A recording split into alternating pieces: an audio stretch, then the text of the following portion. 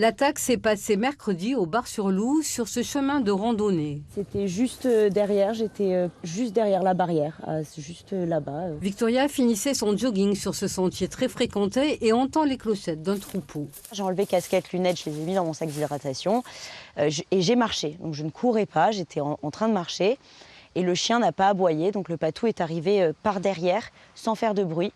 Je ne l'ai pas entendu et il m'a juste attrapé, mordu la fesse. Ça, c'est la première morsure. Et donc, en fait, les canines ont planté à 1 centimètre. Des morsures profondes sur les 2 fesses. Victoria prend peur et se roule en boule pour se protéger.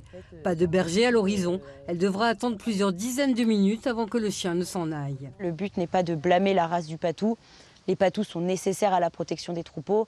Maintenant, quand on sait qu'on a un patou agressif, pour moi, il me paraît logique qu'on reste sur place avec son patou agressif. Victoria porte plainte et publie sa mésaventure sur les réseaux sociaux. Elle apprend alors que d'autres attaques ont eu lieu dans le secteur.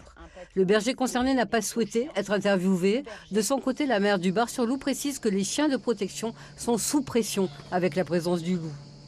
C'est cet équilibre qui est difficile à trouver. C'est d'un côté, ne pas vouloir mettre un frein et un veto à une activité de pastoralisme qui est quand même intéressante, et d'un autre côté, d'assurer la sécurité de mes administrés. C'est plutôt ça le conflit pour nous.